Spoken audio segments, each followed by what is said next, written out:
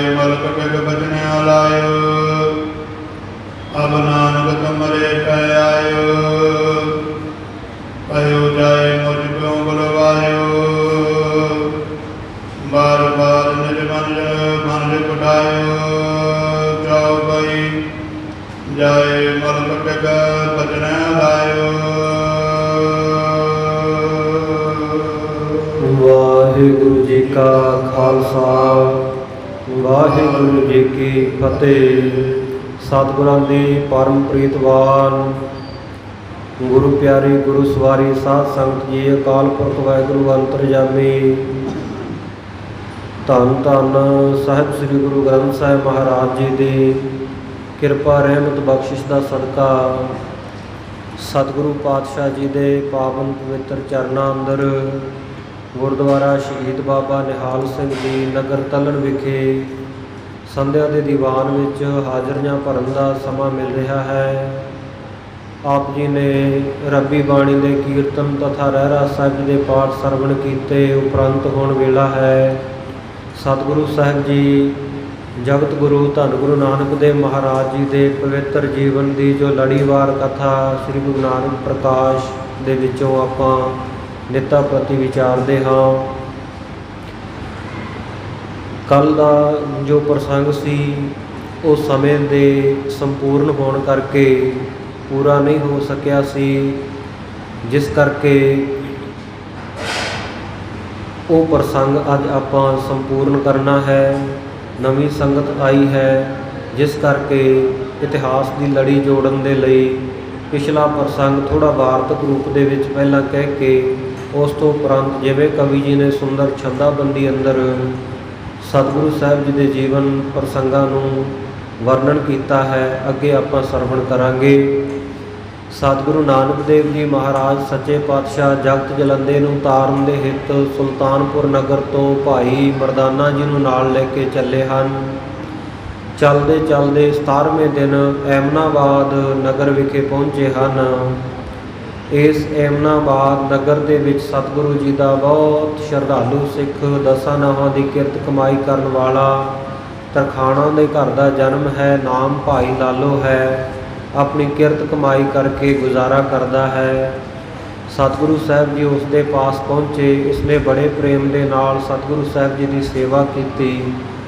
2 दिन बाद जदों सतगुरु सच्चे पातशाह जी वापस जान लगे तो इन्हें बेनती की, महाराज आप जी मैनू सेवा का मौका कुछ दिन होर बख्शिश करो। तो सतगुरु सच्चे पातशाह इहदी भावना नूं पूरी करन हित 1 महीना इहदे कोल रहण दे लई मन गए। इधर भाई मरदाना जी ने सतगुरु पातशाह जी नूं बेनती की, महाराज आप जी किरपा करो 1 महीना इत्थे रुकना है तो मैनू घर जाण दी आग्या देवो। घट्टो घट्ट मैं घर जाके दस आवां कि मैं सतगुरु नानक देव जी महाराज सच्चे पातशाह जी दे नाल रहिंदा हाँ, जिस करके घर दे कोई किसी तरह का फिक्र ना करन। आप जी ने जे कोई सुनेहा कर देना है तो वो भी कह सुनाओ, मैं आप जी के माता पिता जी को सुनेहा दे देवां। सतगुरु पातशाह ने आख्या, भाई मेरा सुनेहा की देना, जिस तरह का मैनू वेख रहा है उस तरह जाके पिता मेहता कालू जी को दस देना कि तुहाडा पुत्र नानक साध बन गया तो जगत दे विच इउं जगह जगह के उत्ते विचरदा फिरदा है। इस प्रकार भाई मरदाना जी सतगुरु साहिब जी तो आग्या लैके अपने पिंड चले गए। इधर सतगुरु सच्चे पातशाह दिन के समय एकांत दे विच उद्यान दे विच जाके सिमरन भजन दे विच समा बतीत करते और रात्रि के समय संध्या के समय भाई लालो जी के घर आ पहुँचते। भाई लालो दिन नूं अपनी किरत कमाई करदा, रात के समय सतगुरु साहिब जी की बड़ी भावना नाल सेवा करदा। कदे पखा चलदा है, कदे सतगुरु जी के चरण घुटदा है, सतगुरु जी तो सोहणे ब्रह्म ज्ञान के वचन सरवण करदा है। इउं करदियां करदियां जदों 15 दिन बीते, एक दिन सतगुरु सच्चे पातशाह जी जा रहे सन एकांत वल नूं। भाई लालो के घर तो रस्ते विच इन्हां नूं एक ब्राह्मण मिलिया जिहड़ा कि जगह जगह के उत्ते साधु महात्मा फकीरां नूं सद्दे दे रहा सी, निमंत्रण दे रहा सी कि इस नगर का जो हाकम ਅਤੇ ਖਾਨ ਹੈ, ਉਸ ਦਾ ਵਜ਼ੀਰ ਮਲਕ ਭਾਗੋ, ਜਿਹਦਾ ਨਾਮ ਭਾਗੋ ਹੈ, ਮਲਕ ਸੰਗਿਆ ਹੈ ਉਸ ਨੇ ਬਹੁਤ ਵੱਡਾ ਬ੍ਰਹਮ ਭੋਜ ਕੀਤਾ ਹੈ। ਅੱਜ ਦੇ ਦਿਨ ਸਾਰੇ ਚਾਰੇ ਵਰਨਾਂ ਦੇ ਲੋਕ, ਖੱਤਰੀ, ਬ੍ਰਾਹਮਣ, ਸ਼ੂਦਰ, ਵੈਸ਼ ਆ ਕੇ ਉਸ ਦੇ ਪਾਸੋਂ ਉਸ ਦੇ ਘਰ ਇਹ ਭੋਜਨ ਬ੍ਰਹਮ ਭੋਜ ਗ੍ਰਹਿਣ ਕਰਨਗੇ। ਅਤੇ ਤੁਹਾਡੇ ਲਈ ਵੀ ਸੱਦਾ ਹੈ ਨਾਨਕ ਤਪਾ ਜੀ, ਤੁਸੀਂ ਅੱਜ ਭਾਈ ਲਾਲੋ ਦੇ ਘਰ ਨਹੀਂ ਛਕਣਾ, ਤੁਸੀਂ ਵੀ ਮਲਕ ਭਾਗੋ ਦੇ ਘਰ ਆ ਕੇ ਉਹਦਾ ਬ੍ਰਹਮ ਭੋਜ ਭੰਡਾਰਾ ਛਕਣਾ ਹੈ। ਜਿਵੇਂ ਬਾਕੀ ਸਾਧੂ ਸੰਤ ਆਉਣਗੇ, ਤੁਹਾਨੂੰ ਵੀ ਸੱਦਾ ਹੈ। ਸਤਿਗੁਰੂ ਸੱਚੇ ਪਾਤਸ਼ਾਹ ਜੀ ਕਹਿਣ ਲੱਗੇ, ਕਹਿੰਦੇ ਭਾਈ ਖੱਤਰੀਆਂ ਨੂੰ ਸੱਦਾ ਹੋਵੇਗਾ, ਬ੍ਰਾਹਮਣਾਂ ਨੂੰ ਸੱਦਾ ਹੋਵੇਗਾ, ਵੈਸ਼ਾਂ ਨੂੰ, ਸ਼ੂਦਰਾਂ ਨੂੰ, ਪਰ ਅਸੀਂ ਤਾਂ ਚਾਰੇ ਵਰਨਾਂ ਵਿੱਚ ਹੀ ਨਹੀਂ ਆਉਂਦੇ, ਕਿਉਂਕਿ ਗੁਰੂ ਪਰਮੇਸ਼ਰ ਉਹ ਸਾਧ ਸੰਗਤ ਜੀ ਕਿਸੇ ਵਰਨ ਦੇ ਵਿੱਚ ਥੋੜ੍ਹੀ ਹੀ ਹੈ। ਚੱਕਰ ਚਿਹਨ ਅਰ ਵਰਨ ਜਾਤ ਅਰ ਪਾਤ ਨਹਿਨ ਜਿਹੇ, ਰੂਪ ਰੰਗ ਅਰ ਰੇਖ ਭੇਖ ਕੋ ਕਹਿ ਨ ਸਕਤ ਕਿਹੇ। ਕੌਣ ਕਹਿ ਸਕਦਾ ਅਕਾਲ ਪੁਰਖ ਵਾਹਿਗੁਰੂ ਦਾ, ਸਤਿਗੁਰੂ ਨਾਨਕ ਦੇਵ ਮਹਾਰਾਜ ਸੱਚੇ ਪਾਤਸ਼ਾਹ ਜੀ ਦਾ ਕਿਹੜਾ ਵਰਨ ਹੈ, ਕਿਹੜੀ ਜਾਤੀ ਹੈ, ਰੱਬ ਦੀ ਕਿਹੜੀ ਜਾਤ ਹੈ। ਸਤਿਗੁਰੂ ਪਾਤਸ਼ਾਹ ਕਹਿੰਦੇ ਭਾਈ ਅਸੀਂ ਤਾਂ ਆ ਜਿਨ੍ਹਾਂ ਨੂੰ ਸੱਦੇ ਦਿੱਤੇ ਹੈ ਮਲਕ ਭਾਗੋ ਨੇ, ਉਹਨਾਂ ਵਿੱਚੋਂ ਅਸੀਂ ਕਿਸੇ ਵਰਨ ਦੇ ਵਿੱਚ ਵੀ ਨਹੀਂ ਆਉਂਦੇ। ਇਸ ਕਰਕੇ ਅਸੀਂ ਤਾਂ ਰੱਬ ਦੇ ਫਕਰ ਦਰਵੇਸ਼ ਹਾਂ, ਅਤੇ ਸਾਨੂੰ ਕੋਈ ਬਹੁਤਾ ਖਾਣ ਪੀਣ ਦਾ ਲਾਲਚ ਵੀ ਨਹੀਂ। ਜਿਸ ਤਰ੍ਹਾਂ ਦਾ ਰੁੱਖਾ ਸੁੱਖਾ ਮਿਲ ਗਿਆ ਸੋ ਖਾ ਕੇ ਗੁਜ਼ਾਰਾ ਕਰ ਰਹੇ ਹਾਂ। ਤਾਂ ਉਸ ਵੇਲੇ ਬ੍ਰਾਹਮਣ ਨੇ ਗੁੱਸਾ ਕੀਤਾ ਕਿ ਖੱਤਰੀਆਂ ਦੇ ਘਰ ਦਾ ਇਹਨਾਂ ਦਾ ਜਨਮ ਹੈ, ਆਪਣੇ ਆਪ ਨੂੰ ਨਾਨਕ ਤਪਾ ਦਰਵੇਸ਼ ਫਕੀਰ ਕਹਾਉਂਦੇ ਹਨ, ਅਤੇ ਮਲਕ ਭਾਗੋ ਦੇ ਸੱਦੇ ਨੂੰ ਇਹ ਮੰਨ ਨਹੀਂ ਰਹੇ, ਇਨਕਾਰੀ ਹੋ ਰਹੇ ਆ ਉੱਥੇ ਆਉਣ ਤੋਂ। ਤਾਂ ਇਹ ਜਿਹੜਾ ਬ੍ਰਾਹਮਣ ਸੀ ਕਹਿਣ ਲੱਗਾ ਕਿ ਜੀ ਮੈਂ ਸੁਨੇਹਾ ਤੁਹਾਨੂੰ ਦੇ ਦਿੱਤਾ ਹੈ, ਅੱਗੇ ਤੁਹਾਡੀ ਮਰਜ਼ੀ ਹੈ, ਜੇ ਨਹੀਂ ਆਓਗੇ ਤਾਂ ਹੋ ਸਕਦਾ ਮਲਕ ਭਾਗੋ ਤੁਹਾਨੂੰ ਇਸ ਨਗਰ ਦੇ ਵਿੱਚੋਂ ਬਾਹਰ ਕਢਾ ਦੇਵੇ। ਸਤਿਗੁਰੂ ਸੱਚੇ ਪਾਤਸ਼ਾਹ ਜੀ ਚੁੱਪ ਕਰਕੇ ਇਕਾਂਤ ਵੱਲ ਚਲੇ ਗਏ। ਬ੍ਰਾਹਮਣ ਜਿਹੜਾ ਸੀ ਉਹ ਬਾਕੀ ਹੋਰ ਸਾਧੂ ਫਕੀਰਾਂ ਨੂੰ, ਮਹਾਤਮਾ ਨੂੰ, ਸਾਰੇ ਵਰਨਾਂ ਦੇ ਲੋਕਾਂ ਨੂੰ ਜਗ੍ਹਾ ਜਗ੍ਹਾ ਦੇ ਉੱਤੇ ਸੱਦੇ ਦਿੰਦਾ ਹੋਇਆ ਵਾਪਸ ਮਲਕ ਭਾਗੋ ਦੇ ਕੋਲ ਪਹੁੰਚ ਗਿਆ। ਇਹ ਮਲਕ ਭਾਗੋ ਜਿਹੜਾ ਸੀ, ਇਹਦੀ ਬਾਬਤ ਥੋੜ੍ਹਾ ਜਿਹਾ ਸੰਗਤਾਂ ਨੂੰ ਦੱਸ ਦਈਏ। ਨਾਮ ਇਹਦਾ ਭਾਗੋ ਹੈ, ਅਹੁਦਾ ਇਹਦਾ ਮਲਕ ਹੈ ਸ਼ਾਹੀ ਦਰਬਾਰ ਦੇ ਵਿੱਚ। ਉਸ ਵੇਲੇ ਪਠਾਣਾਂ ਦਾ, ਲੋਧੀ ਵੰਸ਼ ਦਾ ਜਿਹੜਾ ਰਾਜ ਭਾਗ ਭਾਰਤ ਵਰਸ਼ ਦੇ ਵਿੱਚ ਸੀ। ਸੋ ਇੱਥੋਂ ਦਾ ਜਿਹੜਾ ਇਲਾਕੇ ਦਾ, ਇਸ ਨਗਰ ਦਾ ਜਿਹੜਾ ਰਾਜਾ ਸੀ, ਮੁਖੀ ਸੀ, ਉਹਦਾ ਨਾਂ ਅਤੇ ਖਾਨ ਸੀ। ਉਹਦੇ ਕੋਲ ਇਹ ਮਲਕ ਭਾਗੋ ਵਜ਼ੀਰ ਸੀ, ਅਤੇ ਬੜਾ ਜ਼ੁਲਮੀ ਬੰਦਾ ਸੀ। ਲੋਕਾਂ ਦਾ ਹੱਕ ਮਾਰ ਮਾਰ ਕੇ ਨੇ ਬਹੁਤ ਪੈਸਾ ਇਕੱਠਾ ਕੀਤਾ ਹੋਇਆ ਸੀ। ਗਰੀਬਾਂ ਤੋਂ, ਲੋਕਾਂ ਤੋਂ ਕੰਮ ਕਾਰ ਕਰਵਾਉਣੇ, ਉਹਨਾਂ ਦੀ ਦਿਹਾੜੀ ਮਜ਼ਦੂਰੀ ਪੂਰੀ ਨਾ ਦੇਣੀ, ਉਹਦੇ ਵਿੱਚੋਂ ਰੱਖ ਰਖਾ ਜਾਣਾ। ਇਸੇ ਤਰ੍ਹਾਂ ਬੜੇ ਪਾਪ ਕਰਮ ਕਰ ਕਰਕੇ ਮਾਇਆ ਬਹੁਤ ਇਕੱਤਰ ਕੀਤੀ ਸੀ, ਜਿਸ ਕਰਕੇ ਲੋਕ ਇਹਨੂੰ ਬੜਾ ਮਾੜਾ ਸਮਝਦੇ ਸਨ। ਇਹਨੇ ਫਿਰ ਸੋਚਿਆ ਕਿ ਲੋਕਾਂ ਦੇ ਵਿੱਚ ਜੇ ਚੰਗਾ ਕਹਾਉਣਾ ਤੇ ਧਰਮ ਦਾ ਸਹਾਰਾ ਲਈਏ, ਬ੍ਰਹਮ ਭੋਜ ਕਰੀਏ, ਬ੍ਰਾਹਮਣਾਂ ਨੂੰ, ਖੱਤਰੀਆਂ ਨੂੰ, ਵੈਸ਼ਾਂ ਨੂੰ, ਸ਼ੂਦਰਾਂ ਨੂੰ, ਹੋਰ ਸਾਧੂ ਫਕੀਰਾਂ ਨੂੰ ਸਾਰਿਆਂ ਨੂੰ ਬੁਲਾ ਕੇ ਜੇ ਮੈਂ ਵੱਡਾ ਬ੍ਰਹਮ ਭੋਜ ਕਰਕੇ ਲੰਗਰ ਲਾ ਕੇ ਛਕਾਵਾਂਗਾ ਅਤੇ ਲੋਕਾਂ ਦੇ ਵਿੱਚ ਮੇਰੀ ਵਾਹ ਵਾਹ ਹੋਵੇਗੀ। ਅਤੇ ਆਮ ਇਹ ਹੁੰਦਾ ਵੀ ਆ, ਬੰਦਾ ਚਾਹੇ ਜਿੰਨਾ ਮਰਜ਼ੀ ਮਾੜਾ ਹੋਵੇ, 4 ਅਖੰਡ ਪਾਠ ਗੁਰਦੁਆਰਾ ਸਾਹਿਬ ਆ ਕੇ ਕਰਾ ਦੇਵੇ, ਅਤੇ ਸਾਧ ਸੰਗਤ ਜੀ ਜਿੰਨਾ ਮਰਜ਼ੀ ਰਿਸ਼ਵਤਖੋਰ ਵੱਢੀਖੋਰ ਹੋਵੇ ਲੰਗਰ ਲਾ ਦੇਵੇ, ਉਹੀ ਦੁਨੀਆ ਦੇ ਲੋਕ ਕਹਿਣ ਲੱਗ ਪੈਂਦੇ ਆ ਬਈ ਤੁਸੀਂ ਇਹਨੂੰ ਐਵੇਂ ਮਾੜਾ ਕਹਿੰਦੇ ਹੋ, ਇਹ ਤਾਂ ਇੰਨਾ ਪੁੰਨਦਾਨ ਕਰਦਾ। ਆਪਣੇ ਪਾਪਾਂ ਨੂੰ ਢੱਕਣ ਵਾਸਤੇ ਵੀ ਧਰਮ ਦਾ ਸਹਾਰਾ ਲਿਆ ਜਾਂਦਾ। ਤੋ ਇਹਨੇ ਐਸਾ ਹੀ ਕੀਤਾ, ਇਹ ਬ੍ਰਹਮ ਭੋਜ ਕੀਤਾ, ਸਭ ਨੂੰ ਸੱਦਾ ਦਿੱਤਾ। ਸਤਿਗੁਰੂ ਨਾਨਕ ਦੇਵ ਮਹਾਰਾਜ ਸੱਚੇ ਪਾਤਸ਼ਾਹ ਜੀ ਨਾ ਗਏ। ਸ਼ਾਮ ਦਾ ਸਮਾਂ ਜਦੋਂ ਹੋ ਗਿਆ, ਉਸ ਵੇਲੇ ਮਲਕ ਭਾਗੋ ਪੁੱਛਦਾ ਵੀ ਜਿੰਨਿਆਂ ਨੂੰ ਸੱਦਾ ਦਿੱਤਾ ਸੀ ਸਭ ਆ ਗਏ, ਸਭ ਨੇ ਭੋਜਨ ਪ੍ਰਸ਼ਾਦਾ ਛਕ ਲਿਆ। ਤੋ ਜਿਹੜਾ ਬ੍ਰਾਹਮਣ ਸੀ ਸਤਿਗੁਰੂ ਸੱਚੇ ਪਾਤਸ਼ਾਹ ਜੀ ਤੋਂ ਪਹਿਲਾਂ ਹੀ ਖਾਰ ਖਾਂਦਾ ਸੀ, ਈਰਖਾ ਰੱਖਦਾ ਸੀ, ਕਹਿੰਦਾ ਜੀ ਹੋਰ ਤਾਂ ਸਭ ਆ ਗਏ, ਪਰ ਇੱਕ ਜਿਹੜਾ ਨਾਨਕ ਤਪਾ ਹੈ ਉਹ ਨਹੀਂ ਆਇਆ। ਉਹਨੂੰ ਤਾਂ ਸ਼ੂਦਰ ਦੇ ਘਰ ਦਾ, ਤਰਖਾਣ ਦੇ ਘਰ ਦਾ ਭੋਜਨ ਪ੍ਰਸ਼ਾਦਾ ਚੰਗਾ ਲੱਗਦਾ। ਤੁਹਾਡਾ ਸੱਦਾ ਮੈਂ ਉਹਨੂੰ ਦਿੱਤਾ ਸੀ ਪਰ ਉਹ ਨਹੀਂ ਪਹੁੰਚਿਆ। ਮਲਕ ਭਾਗੋ ਪੁੱਛਦਾ ਕਿ ਬ੍ਰਾਹਮਣ ਜੀ ਤੁਸੀਂ ਉਹਨਾਂ ਨੂੰ ਸੱਦਾ ਚੰਗੀ ਤਰ੍ਹਾਂ ਦੇ ਕੇ ਆਏ ਸੀ ਨਾ, ਸਮਝਾ ਕੇ ਆਏ? ਤੇ ਕਹਿੰਦਾ ਜੀ ਮੈਂ ਬਹੁਤ ਚੰਗੀ ਤਰ੍ਹਾਂ ਤਾਕੀਦ ਕਰਕੇ ਉਹਨਾਂ ਨੂੰ ਕਿਹਾ ਸੀ ਕਿ ਤੁਸੀਂ ਜ਼ਰੂਰ ਆਉਣਾ, ਪਰ ਉਹ ਤਾਂ ਕਿਸੇ ਦੀ ਗੱਲ ਮੰਨਦੇ ਹੀ ਨਹੀਂ। ਉਹਨਾਂ ਨੇ ਤਾਂ ਆਪਣਾ ਵੱਖਰਾ ਹੀ ਰਸਤਾ ਫੜਿਆ ਹੋਇਆ ਹੈ। ਜਗਤ ਦੀ ਜਿਹੜੀ ਰੀਤੀ ਹੈ ਉਹਦੇ ਤੋਂ ਉਲਟ ਚੱਲਦੇ ਆ। ਖੱਤਰੀਆਂ ਦੇ ਘਰ ਦਾ ਜਨਮ ਹੈ, ਆਪਣੇ ਆਪ ਨੂੰ ਨਾਨਕ ਤਪਾ ਨਾਨਕ ਨਿਰੰਕਾਰੀ ਕਹਾਉਂਦੇ ਹਨ ਔਰ ਕਿਸੇ ਦੀ ਵੀ ਗੱਲ ਮੰਨ ਕੇ ਰਾਜੀ ਨਹੀਂ, ਬੜੇ ਅੜੀਅਲ ਸੁਭਾਅ ਦੇ ਹੈ। ਇਉਂ ਦੋ ਚਾਰ ਗੱਲਾਂ ਵਧਾ ਚੜਾ ਕੇ ਨੇ ਆਖੀਆਂ। ਮਲਕ ਭਾਗੋ ਕਹਿਣ ਲੱਗਾ ਕਿ ਉਹਨਾਂ ਨੂੰ ਦੁਬਾਰਾ ਸੁਨੇਹਾ ਦਿਓ ਕਿ ਉਹ ਆਉਣ, ਜੇ ਨਹੀਂ ਆਉਂਦੇ ਤੇ ਫਿਰ 5-4 ਬੰਦੇ ਲੈ ਜਾਓ, ਗ੍ਰਿਫਤਾਰ ਕਰਕੇ ਲੈ ਕੇ ਆਓ। ਤੋ ਇੱਕ ਵਾਰ ਤਾਂ ਇਹ ਬ੍ਰਾਹਮਣ ਪਹਿਲਾਂ ਆਪ ਹੀ ਗਿਆ, ਭਾਈ ਲਾਲੋ ਦੇ ਘਰ ਦਾ ਕੁੰਡਾ ਖੜਕਾਇਆ, ਕਹਿਣ ਲੱਗਾ ਲਾਲੋ ਨਾਨਕ ਤਪਾ ਜੀ ਘਰ ਹਨ ਜਾਂ ਬਾਹਰ ਕਿਤੇ? ਭਾਈ ਲਾਲੋ ਨੇ ਕਿਹਾ ਜੀ ਘਰ ਹਨ, ਦੱਸੋ ਕੀ ਕੰਮ ਹੈ? ਇੰਨੀ ਦੇਰ ਨੂੰ ਸਤਿਗੁਰ ਸੱਚੇ ਪਾਤਸ਼ਾਹ ਬਾਹਰ ਆ ਗਏ। ਕਹਿੰਦੇ ਬ੍ਰਾਹਮਣ ਜੀ, ਪ੍ਰੋਹਿਤ ਜੀ ਦੱਸੋ ਕੀ ਹੁਕਮ ਹੈ? ਕਹਿੰਦੇ ਤੁਹਾਨੂੰ ਪਹਿਲਾਂ ਵੀ ਸੱਦਾ ਦਿੱਤਾ ਸੀ, ਤੁਸੀਂ ਮਲਕ ਭਾਗੋ ਦੇ ਸੱਦੇ 'ਤੇ ਬ੍ਰਹਮ ਭੋਜਨ ਛਕਣ ਦੇ ਲਈ ਨਹੀਂ ਗਏ, ਹੁਣ ਦੁਬਾਰਾ ਉਹਨਾਂ ਨੇ ਸੱਦਾ ਭੇਜਿਆ, ਤੁਹਾਨੂੰ ਜਾਣਾ ਚਾਹੀਦਾ। ਜੇ ਨਹੀਂ ਜਾਓਗੇ ਤੇ ਆਪਣੇ ਨੁਕਸਾਨ ਦੇ ਖੁਦ ਜ਼ਿੰਮੇਵਾਰ ਹੋਵੋਗੇ। ਸਤਿਗੁਰੂ ਸੱਚੇ ਪਾਤਸ਼ਾਹ ਨੇ ਕਿਹਾ ਭਾਈ ਅਸੀਂ ਤਾਂ ਜਾਣਦੇ ਨਹੀਂ ਮਲਕ ਭਾਗੋ ਕੌਣ ਹੈ, ਕਿੱਥੇ ਰਹਿੰਦਾ ਹੈ, ਉਹਨੂੰ ਸਾਡੇ ਤੱਕ ਇਹੋ ਜਿਹਾ ਕੀ ਕੰਮ ਪੈ ਗਿਆ ਜਿਹੜਾ ਵਾਰ-ਵਾਰ ਤੈਨੂੰ ਸੱਦੇ ਦੇ ਦੇ ਕੇ ਸਾਡੇ ਕੋਲ ਭੇਜ ਰਿਹਾ ਹੈ? ਸਾਨੂੰ ਉਹਦੇ ਤੱਕ ਕੋਈ ਕੰਮ ਨਹੀਂ, ਇਸ ਕਰਕੇ ਅਸੀਂ ਨਹੀਂ ਜਾਣਾ।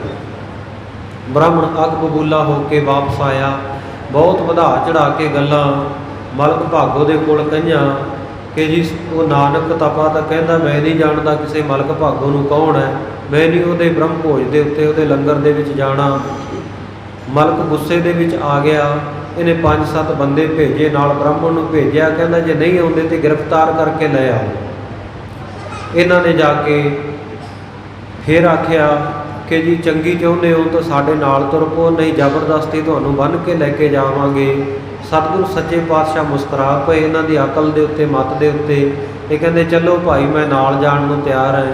ਹੁਣ ਸਤਿਗੁਰੂ ਪਾਤਸ਼ਾਹ ਜੀ ਮਲਕ ਭਾਗੋ ਦਾ ਪਖੰਡ ਦੂਰ ਕਰਨ ਵਾਸਤੇ, ਮਲਕ ਭਾਗੋ ਦਾ ਪਰਦਾ ਫਾਸ਼ ਕਰਨ ਵਾਸਤੇ ਇਹਦੇ ਨਾਲ ਤੁਰ ਪਏ। ਬ੍ਰਾਹਮਣ ਦੇ 5-7 ਹੋਰ ਬੰਦਿਆਂ ਦੇ ਪਿੱਛੇ ਪਿੱਛੇ ਭਾਈ ਲਾਲੋ ਜੀ ਘਰ ਦਾ ਬੂਹਾ ਮਾਰ ਕੇ ਉਹ ਵੀ ਤੁਰ ਪਏ। ਹੋਰ ਨਗਰ ਦੇ ਲੋਕ ਜਿਨ੍ਹਾਂ ਨੇ ਸੁਣਿਆ ਉਹ ਵੀ ਪਿੱਛੇ ਪਿੱਛੇ ਭੀੜ ਲੱਗ ਗਈ, ਪਹੁੰਚਦੇ ਹੈ, ਜਾ ਰਹੇ ਹੈ ਕਿ ਦੇਖਾਂਗੇ ਵੀ ਕੀ ਉੱਥੇ ਤਮਾਸ਼ਾ ਹੁੰਦਾ, ਕਿੰਨੀ ਵੱਡੀ ਸਜ਼ਾ ਮਲਕ ਭਾਗੋ ਨਾਨਕ ਤਪੇ ਨੂੰ ਦੇਵੇਗਾ।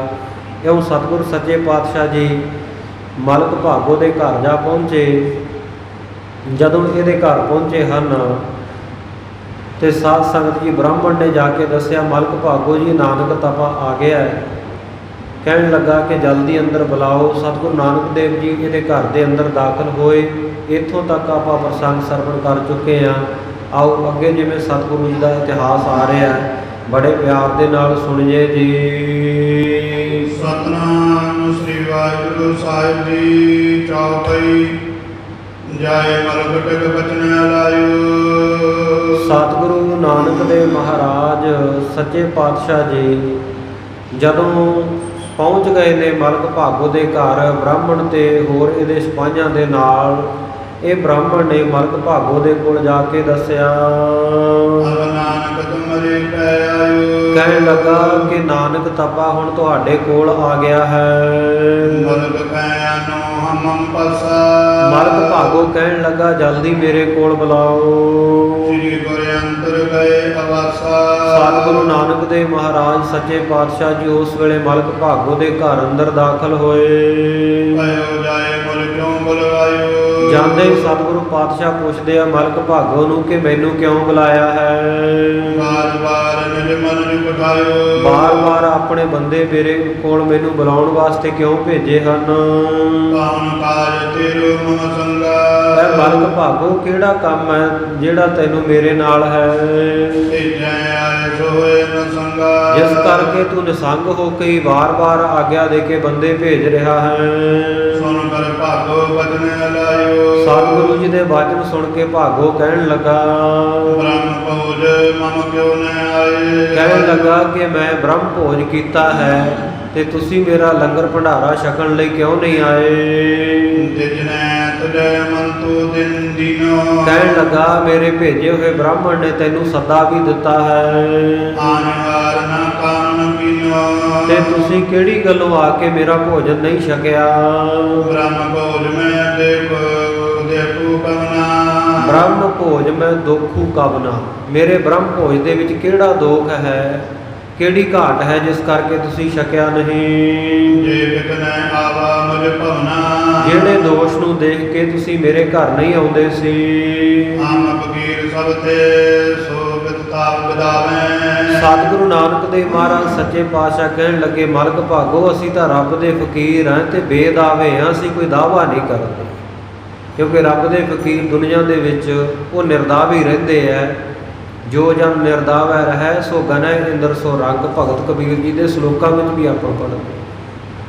ਵੀਰ ਦਾਵੈ ਦਾਜਨ ਹੋਤ ਹੈ, ਨਿਰਦਾਵੈ ਰਹਿ ਨਿਸੰਕ, ਜੋ ਜਨ ਨਿਰਦਾਵੈ ਰਹਿ ਸੋ ਗਨੈ ਇੰਦਰ ਸੋ ਰੰਗ। ਰੱਬ ਦੇ ਪਿਆਰੇ ਨਿਰਦਾਵੇ ਹੋ ਕੇ ਸਮਾਂ ਬਤੀਤ ਕਰਦੇ ਆ।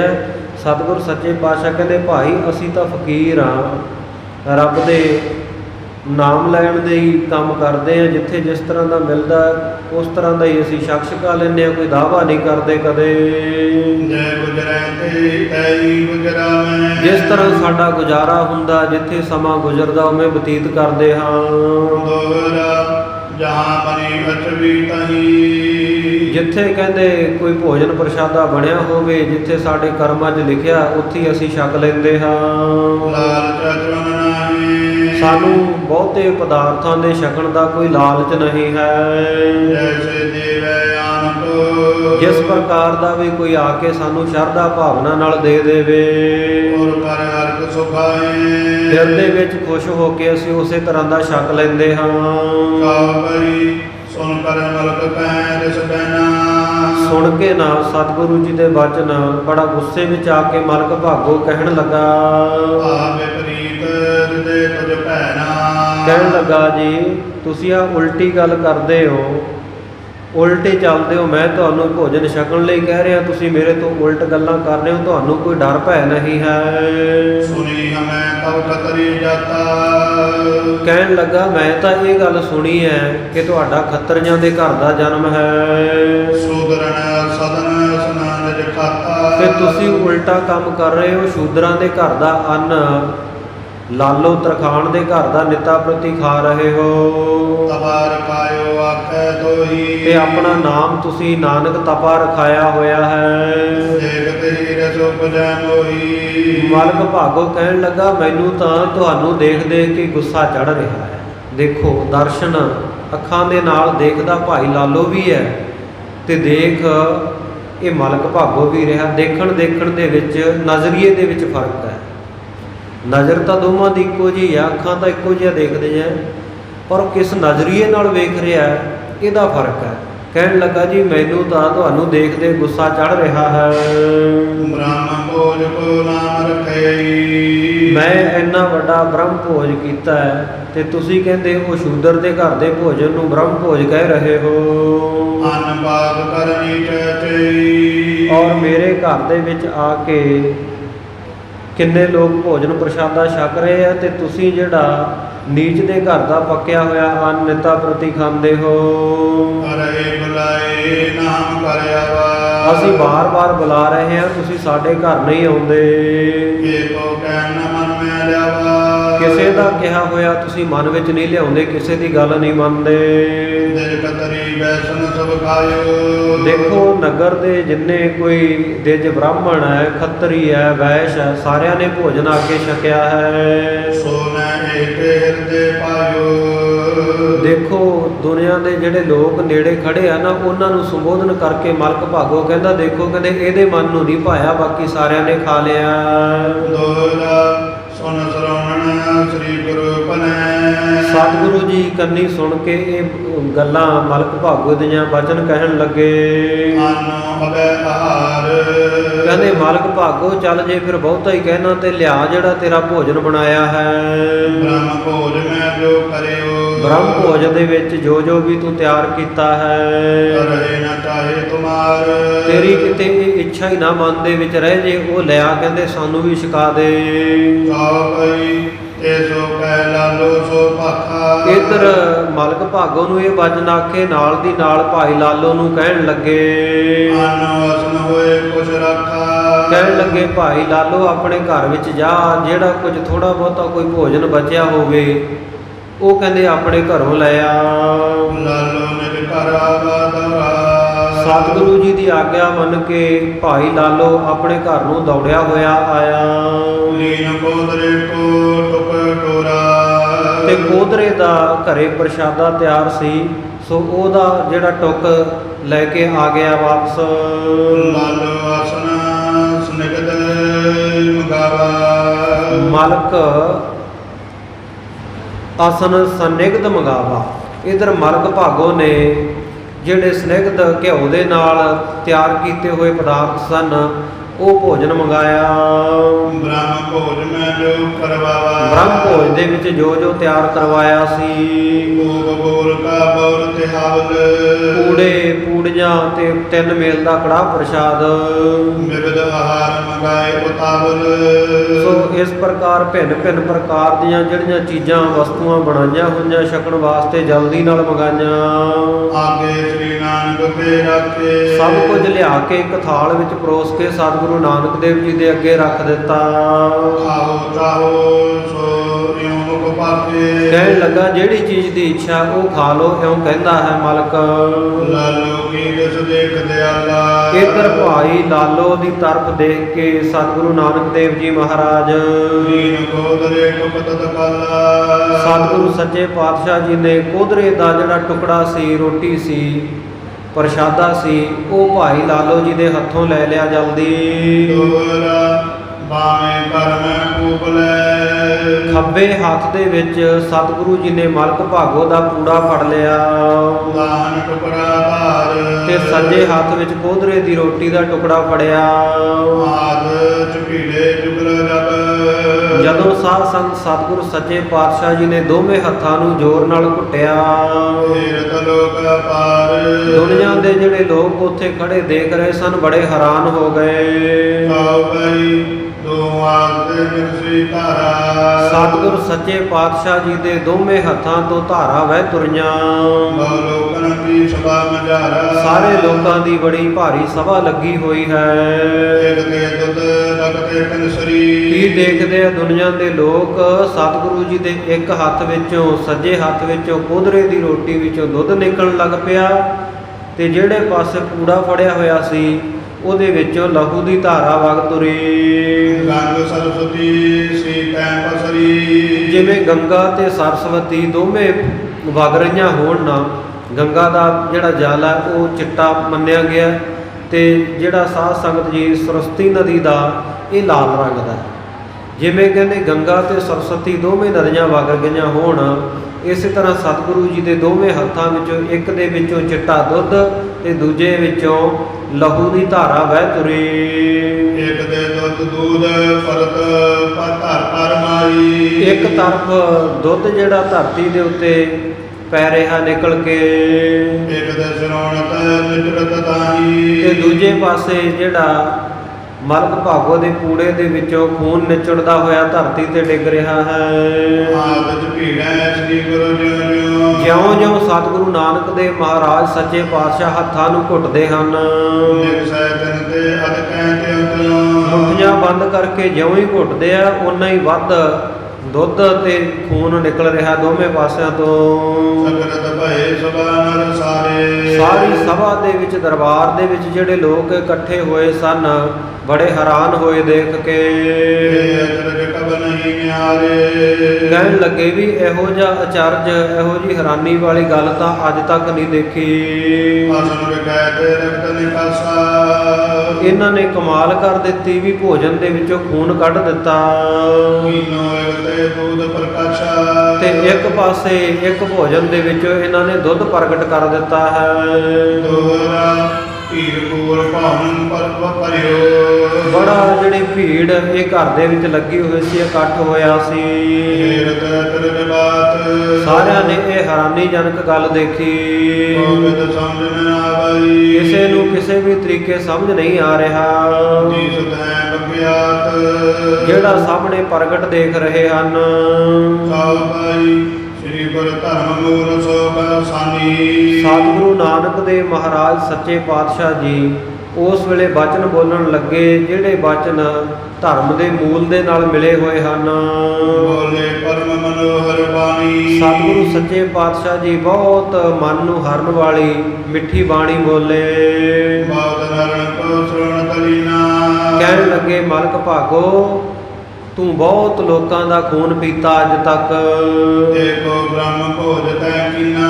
ਲੋਕਾਂ ਦਾ ਖੂਨ ਨਿਚੋੜ ਕੇ ਭਾਵ ਲੋਕਾਂ ਦਾ ਹੱਕ ਮਾਰ ਕੇ ਉਹਦੇ ਵਿੱਚੋਂ ਤੂੰ ਅੱਜ ਬ੍ਰਹਮ ਭੋਜ ਕਰ ਰਿਹਾ ਹੈ। ਇਹਦੇ ਵਿੱਚੋਂ ਅੱਜ ਪੁੰਨ ਕਰਨ ਲੱਗਿਆ। ਪਾਪਾਂ ਦੇ ਨਾਲ ਸਾਰੀ ਜਿਹੜੀ ਇਹ ਕਮਾਈ ਤੂੰ ਇਕੱਠੀ ਕੀਤੀ ਆ, ਮਾਇਆ ਇਕੱਠੀ ਕੀਤੀ ਆ, ਤੇ ਅੱਜ ਉਹ ਪਾਪਾਂ ਨਾਲ ਇਕੱਠੀ ਕੀਤੀ ਮਾਇਆ ਦੇ ਵਿੱਚੋਂ ਤੂੰ ਬ੍ਰਹਮ ਭੋਜ ਲਾ ਰਿਹਾ ਹੈ, ਲੰਗਰ ਲਾ ਰਿਹਾ ਹੈ, ਭੰਡਾਰਾ ਕਰ ਰਿਹਾ ਹੈ। ਏਕੇ ਅਚੁਤ ਪੁੰਨ ਬੁਲਾਈ। ਕਹਿੰਦੇ ਇਹੋ ਜਿਹਾ ਜਿਹੜਾ ਪਾਪ ਦੀ ਕਮਾਈ ਦਾ ਅੰਨ ਹੁੰਦਾ ਨਾ, ਇਹਨੂੰ ਛਕਣ ਦੇ ਨਾਲ ਪੁੰਨ ਸਾਰੇ ਨਾਸ਼ ਹੋ ਜਾਂਦੇ ਹਨ। ਮਲ ਸੋ ਤਨ ਕੀਆ ਕਠਾਈ। ਕਿਉਂਕਿ ਤੂੰ ਬਹੁਤ ਜ਼ਿਆਦਾ ਪਾਪ ਕਰਕੇ ਇਹ ਧਨ ਇਕੱਠਾ ਕੀਤਾ ਹੈ। ਸੁਨੋ ਮਰਗ ਦੇਖੋ ਸੁਧ ਨਾਹੀ। ਸੁਣੋ ਮਰਗ ਭਾਗੋ ਜਿਹੜੇ ਬੰਦੇ ਨੂੰ ਇਸ ਗੱਲ ਦੀ ਖਬਰ ਨਹੀਂ। ਸੋ ਇਹ ਸ਼੍ਰੋਣ ਦੇਤ ਕਰ ਖਾਈ। ਉਹ ਤਾਂ ਕਹਿੰਦੇ ਇਹ ਤੇਰੇ ਖੂਨ ਵਾਲੇ ਜਿਹੜੇ ਪਦਾਰਥ ਹੈ ਬੜੇ ਹਿੱਤ ਕਰਕੇ ਪ੍ਰੇਮ ਕਰਕੇ ਖਾਣਗੇ। ਤਬਿਆਨ ਤਬ ਸੀਜੈ ਇਹ ਖਾਈ। ਪਰ ਜੇ ਕੋਈ ਤਪਸਵੀ ਵੀ ਖਾਣਗੇ ਨਾ ਤੇ ਉਹਨਾਂ ਦਾ ਤਪ ਨਾਸ਼ ਹੋ ਜਾਏਗਾ ਇਹੋ ਜਿਹਾ ਭੋਜਨ ਖਾ ਕੇ। ਧਿਆਨੀ ਧਿਆਨ ਨ ਲਗਾਏ। ਧਿਆਨੀ ਜਿਹੜੇ ਧਿਆਨ ਲਾਉਣ ਵਾਲੇ ਆ, ਜੇ ਇਹੋ ਜੀ ਪਾਪ ਦੀ ਕਮਾਈ ਦਾ ਭੋਜਨ ਛਕਣਗੇ ਨਾ ਉਹਨਾਂ ਦਾ ਧਿਆਨ ਉਚਾਟ ਹੋਵੇਗਾ, ਬਾਰ-ਬਾਰ ਧਿਆਨ ਨਹੀਂ ਲੱਗੇਗਾ। ਆਵਦ ਮਨ ਕੋ ਕਰਤ ਮਲੀਨਾ। ਇਹੋ ਜਿਹਾ ਭੋਜਨ ਖਾਣ ਦੇ ਨਾਲ ਮਨ ਮੈਲਾ ਹੁੰਦਾ ਹੈ। ਆਦਰ ਸਰੰਗ ਨ ਚੜੈ ਨੀਨਾ। ਤੇ ਵਾਹਿਗੁਰੂ ਦਾ ਜਸ ਕਰਨ ਰੂਪੀ ਜਿਹੜਾ ਰੰਗ ਹੈ, ਪ੍ਰੇਮ ਹੈ, ਉਹ ਨਿਤ ਨਵੀਨ ਚੜ੍ਹਨੋਂ ਹਟ ਜਾਏਗਾ। ਦੋਹਰਾ ਸੁਧ ਜਨ ਕੇ ਹਿਰਦੇ ਵਿਖੈ। ਪਰ ਜਿਨ੍ਹਾਂ ਨੂੰ ਇਸ ਗੱਲ ਦੀ ਸੋਝੀ ਹੈ ਦਿਲ ਦੇ ਵਿੱਚ, ਸੋਗ ਛੋੜਨ ਤਪੀਏ। ਕਹਿੰਦੇ ਤੂੰ ਤਾਂ ਲੋਕਾਂ ਦਾ ਖੂਨ ਪੀਤਾ ਹੀ ਹੈ, ਤੇ ਕਹਿੰਦੇ ਉਹ ਫਿਰ ਜਾਣ ਬੁੱਝ ਕੇ ਕਿਉਂ ਇਹ ਖੂਨ ਦਾ ਪਾਨ ਕਰਨਗੇ, ਖੂਨ ਕਿਉਂ ਛਕਣਗੇ। ਉਹ ਨਹੀਂ ਜਿਉ ਕਿਉ ਕਰੇ। ਆਪਣੇ ਆਪ ਨੂੰ ਪੁੰਨਾਂ ਤੋਂ ਵੀਣਾ ਕੋਈ ਕਿਉਂ ਕਰੇਗਾ। ਸਮਝ ਦੇਖੀਏ ਹਿਆ। ਇਹ ਗੱਲ ਆਪਣੇ ਹਿਰਦੇ ਵਿੱਚ ਸਮਝ ਕੇ ਦੇਖ ਲੈ। ਭਾਈ ਅਸਨ ਬਲੋਕ ਸੁੰਦਰ ਧਾਮੋ। ਤੇ ਦੂਜੇ ਪਾਸੇ ਜਿਨ੍ਹਾਂ ਨੂੰ ਤੁਸੀਂ ਲੋਕ ਸ਼ੂਦਰ ਕਹਿੰਦੇ ਹੋ, ਨੀਚ ਜਾਤੀ ਵਾਲੇ ਕਹਿੰਦੇ ਹੋ, ਉਹਨਾਂ ਦੇ ਘਰ ਦਾ ਭੋਜਨ ਦੇਖ ਜਿਗ ਸਤਕੈ ਦੇਤੇ ਬ੍ਰਹਮ। ਜਿਸ ਦੇ ਵਿੱਚੋਂ ਬੜਾ ਸੁੰਦਰ ਦੁੱਧ ਪ੍ਰਗਟ ਹੋਇਆ ਹੈ। ਬ੍ਰਹਮ ਭੋਜ ਹੋਵਤ ਨਿਤ ਇਕ ਨਕੇ। ਤੇਰਾ ਤਾਂ ਨਾਂ ਦਾ ਹੀ ਬ੍ਰਹਮ ਭੋਜ ਹੈ, ਬਲਕਿ ਬ੍ਰਹਮ ਭੋਜ ਤਾਂ ਇਹੋ ਜਿਹੇ ਕਿਰਤੀ ਲੋਕਾਂ ਦੇ ਘਰ ਨਿੱਤਾ ਪ੍ਰਤੀ ਤਿਆਰ ਹੁੰਦਾ ਹੈ। ਕਰੋ ਆਰ ਸਦਨਾ ਜਿਨ ਕੇ। ਇਸੇ ਕਰਕੇ ਮੈਂ ਇਹਨਾਂ ਦੇ ਘਰ ਦਾ ਨਿਤ ਪ੍ਰਤੀ ਭੋਜਨ ਛਕਦਾ ਹਾਂ। ਸਤਿਗੁਰ ਸੱਚੇ ਪਾਤਸ਼ਾਹ ਬੇਬਾਕ ਬੋਲਦੇ ਆ, ਕਿਉਂਕਿ ਡਰ ਨਹੀਂ ਨਾ, ਕੋਈ ਹੱਦ ਬੰਨਾ ਨਹੀਂ ਰੱਖਿਆ। ਸਤਿਗੁਰੂ ਸੱਚੇ ਪਾਤਸ਼ਾਹ ਨੇ ਬਿਲਕੁਲ ਬੇਬਾਕ ਗੱਲਾਂ ਸਤਿਗੁਰੂ ਸੱਚੇ ਪਾਤਸ਼ਾਹ ਨੇ ਮਾਲਕ ਭਾਗੋ ਦੇ ਮੂੰਹ ਦੇ ਉੱਤੇ ਆਖੀਆਂ। ਹੱਦ ਟੱਪੇ ਔਲੀਆ ਬੇਹੱਦ ਟੱਪੇ ਪੀਰ। ਹੱਦ ਬੇਹੱਦ ਦੋਨੋਂ ਟੱਪੇ, ਨਾ ਔਲੀਆ ਨਾ ਪੀਰ। ਸਤਿਗੁਰੂ ਸੱਚੇ ਪਾਤਸ਼ਾਹ ਔਲੀਏ ਪੀਰਾਂ ਅਵਤਾਰਾਂ ਤੋਂ ਉੱਤੇ ਦੀ ਹਸਤੀ ਹੈ ਨਾ, ਅਕਾਲ ਪੁਰਖ ਵਾਹਿਗੁਰੂ ਆ। ਇਸ ਕਰਕੇ ਉਹ ਸਾਰੇ ਹੱਦਾਂ ਬੰਨੇ ਟੱਪ ਕੇ ਐ ਬਿਲਕੁਲ ਸਪਸ਼ਟ ਕਰਕੇ ਸਤਿਗੁਰੂ ਸੱਚੇ ਪਾਤਸ਼ਾਹ ਜੀ ਨੇ ਸਾਰੀਆਂ ਗੱਲਾਂ ਮਾਲਕ ਭਾਗੋ ਦੇ ਸਾਹਮਣੇ ਕਹਿ ਦਿੱਤੀਆਂ। ਨਹੀਂ ਤਾਂ ਦੁਨੀਆ ਦੇ ਲੋਕ ਲੋਕਾਚਾਰੀ ਦੇ ਵਿੱਚ ਫਸੇ ਹੋਏ ਹੈ। ਲੋਕਾਚਾਰੀ ਦੇ ਵਿੱਚ ਲੋਕ ਕੀ ਕਹਿਣਗੇ, ਆਪਾਂ ਇਹੀ ਸੋਚਦੇ ਆ ਨਾ। ਕਈ ਵਾਰ ਨਜਾਇਜ਼ ਖਰਚੇ ਵੀ ਅਸੀਂ ਨੱਕ ਰੱਖਣ ਦੇ ਵਾਸਤੇ ਦੁਨੀਆ ਦੇ ਵਿੱਚ ਕਰਦੇ ਆ, ਵੀ ਜੇ ਇੱਥੇ ਆ ਖਰਚਾ ਨਾ ਕੀਤਾ ਦੁਨੀਆ ਦੇ ਵਿੱਚ ਨੱਕ ਨਹੀਂ ਰਹਿਣਾ। ਸ਼ਰੀਫ ਕੀ ਕਹਿਣਗੇ ਵੀ ਇਹਦੇ ਪੱਲੇ ਕੁਛ ਹੈ ਨਹੀਂ। ਕਰਜ਼ਾ ਚੁੱਕ ਕੇ ਸਾਧ ਸੰਗਤ ਜੀ ਅੱਡੀਆਂ ਚੁੱਕ ਕੇ ਫਾਹੇ ਲੈ ਕੇ ਵੀ ਬਹੁਤੇ ਖਰਚੇ ਆਪਾਂ ਦੁਨੀਆ ਦੇ ਵਿੱਚ ਕਰਦੇ ਹਾਂ। ਪਰ ਸਾਧ ਸੰਗਤ ਜੀ ਉਹ ਫਿਰ ਬਾਅਦ ਦੇ ਵਿੱਚ ਜਦੋਂ ਦੁੱਖ ਆਪ ਨੂੰ ਭੋਗਣਾ ਪੈਂਦਾ, ਉਸ ਵੇਲੇ ਬੰਦਾ ਫਿਰ ਦੁਖੀ ਹੁੰਦਾ। ਤਿੰਨ ਤਰ੍ਹਾਂ ਦੇ ਲੋਕ ਆ ਜਿਹੜੇ ਉਹ ਦੁਨੀਆ ਦੇ ਵਿੱਚ ਸੁੱਖ ਦੀ ਨੀਂਦਰ ਨਹੀਂ ਸੌਂ ਸਕਦੇ, ਦੁਖੀ ਰਹਿੰਦੇ ਆ ਮੁੜ ਕੇ। ਇੱਕ ਤਾਂ ਰੀਣੀ ਬੰਦਾ ਜਿਹਨੇ ਕਰਜ਼ਾ ਚੁੱਕਿਆ ਹੋਵੇ। ਦੂਜਾ ਜਿਹਦੇ ਘਰ ਧੀ ਵਿਆਹੁਣ ਵਾਲੀ ਹੋਵੇ, ਉਹ ਨਹੀਂ ਅੱਖ ਲਾ ਸਕਦਾ ਸੁੱਖ ਦੇ ਨਾਲ। ਤੇ ਤੀਜਾ ਸਾਧ ਸੰਗਤ ਜੀ ਜਿਹਦੇ ਸਿਰ ਦੇ ਉੱਤੇ ਵੈਰੀ ਹੋਵੇ, ਕਿਸੇ ਨਾਲ ਵੈਰ ਹੋਵੇ ਨਾ, ਦੁਸ਼ਮਣੀ ਹੋਵੇ, ਉਹ ਵੀ ਅੱਖ ਲਾ ਕੇ ਆਰਾਮ ਸੁੱਖ ਦੀ ਨੀਂਦਰ ਨਹੀਂ ਸੌਂ ਸਕਦਾ। ਹਰ ਵੇਲੇ ਮਨ ਵਿੱਚ ਧੜਕੂ ਲੱਗਾ ਰਹਿੰਦਾ ਵੀ ਪਤਾ ਨਹੀਂ ਕਦੋਂ ਕਿਹੜੇ ਵੇਲੇ ਆ ਕੇ ਮੇਰੇ ਤੇ ਹਮਲਾ ਹੋ ਜਾਣਾ, ਮੇਰਾ ਨੁਕਸਾਨ ਵੈਰੀ ਨੇ ਕਰ ਦੇਣਾ। ਧਰਮ ਸ਼ਾਸਤਰਾਂ ਵਿੱਚ ਐਸਾ ਵਚਨ ਮਿਲਦਾ, ਰਿਣੀ ਕੁਆਰੀ ਕੋ ਪਿਤਾ ਜੇ ਸਿਰ ਵੈਰੀ ਹੋਏ, ਇਨ ਤਿੰਨੋਂ ਕੇ ਨੇਤਰ ਮੈਂ ਨਿੰਦਰਾ ਮੂਲ ਨਾ ਹੋਏ। ਇਹਨਾਂ ਤਿੰਨਾਂ ਦੇ ਨੇਤਰਾਂ ਵਿੱਚ ਕਦੇ ਵੀ ਸਾਧ ਸੰਗਤ ਜੀ ਜਿਹੜੀ ਨੀਂਦ ਹੈ ਉਹ ਸੁੱਖ ਦੀ ਨਹੀਂ ਆ ਸਕਦੀ। ਪਰ ਜਿਹੜੇ ਹੈ ਹੀ ਸਾਧ ਸੰਗਤ ਜੀ ਨਿਰਦਾਵੇ ਲੋਕ ਹੈ ਔਰ ਅਕਾਲ ਪੁਰਖ ਵਾਹਿਗੁਰੂ ਦਾ ਸਰੂਪ ਸਤਿਗੁਰੂ ਨਾਨਕ ਦੇਵ ਮਹਾਰਾਜ ਸੱਚੇ ਪਾਤਸ਼ਾਹ, ਫਿਰ ਉਹ ਕੋਈ ਹੱਦ ਬੰਨਾ ਨਹੀਂ, ਉਹ ਨਹੀਂ ਲੋਕਾਂ ਦੀ ਰੀਤੀ ਦੇਖਦੇ ਵੀ ਜਗਤ ਦੀ ਰੀਤੀ ਕੀ ਹੈ। ਦੁਨੀਆ ਦੇ ਲੋਕ ਜਿਨ੍ਹਾਂ ਨੂੰ ਸ਼ੂਦਰ ਕਹਿੰਦੇ ਉਹਨਾਂ ਦੇ ਘਰੋਂ ਨਹੀਂ ਛਕਣਾ, ਨਹੀਂ ਉੱਤੇ ਗੋਬਿੰਦ ਭਾਓ ਭਗਤ ਦਾ ਭੁੱਖਾ। ਸਤਿਗੁਰੂ ਨਾਨਕ ਦੇਵ ਮਹਾਰਾਜ ਸੱਚੇ ਪਾਤਸ਼ਾਹ ਕਹਿਣ ਲੱਗੇ, ਕਹਿੰਦੇ ਭਾਈ ਜਿਨ੍ਹਾਂ ਨੂੰ ਤੁਸੀਂ ਲੋਕ ਸ਼ੂਦਰ ਕਹਿੰਦੇ ਹੋ, ਉਹਨਾਂ ਦੇ ਘਰ ਦਾ ਭੋਜਨ ਦਸਾਂ ਨਹੁੰ ਦੀ ਕਿਰਤ ਕਮਾਈ ਦਾ ਪਵਿੱਤਰ ਜਾਣ ਕੇ ਮੈਂ ਨਿੱਤਾ ਪ੍ਰਤੀ ਛਕਦਾ ਹਾਂ। ਨਿਜ ਕਰ ਟਹਿਲ ਤਿਸ ਮੈਂ ਕਰਹੀ। ਕਿਉਂਕਿ ਇਹ ਭਾਈ ਲਾਲੋ ਵਰਗੇ ਜਿਹੜੇ ਕਿਰਤੀ ਲੋਕ ਆ ਨਾ, ਇਹ ਆਪਣੇ ਹੱਥੀਂ ਨਿੱਤਾ ਪ੍ਰਤੀ ਕਿਰਤ ਕਰਦੇ ਆ ਔਰ ਸਾਰਾ ਦਿਨ ਟਹਿਲ ਸੇਵਾ ਦੇ ਵਿੱਚ ਵੀ ਬਤੀਤ ਕਰਦੇ ਹਨ। ਮ੍ਰਿਤ ਨਾ ਕਲਮ ਲਕੀ ਔਰ ਤਰਹੀ। ਔਰ ਉਪਜੀਵਕਾ ਜਿਹੜੀ ਇਹਨਾਂ ਦੀ ਉਹ ਪਾਪਾਂ ਦੀ ਨਹੀਂ ਹੁੰਦੀ। ਕਦੇ ਹਿਰਦੇ ਵਿੱਚ ਖਿਆਲ ਨਹੀਂ ਲਿਆਉਂਦੇ ਵੀ ਪਾਪ ਕਰਕੇ ਧਨ ਇਕੱਠਾ ਕਰੀਏ। ਇਸ ਪ੍ਰਕਾਰ ਮਿਹਨਤ ਕਰਦੇ ਆ ਤੇ ਆਪਣੇ ਹੱਥੀਂ ਕਿਰਤ ਕਮਾਈ ਕਰਦੇ ਹਨ।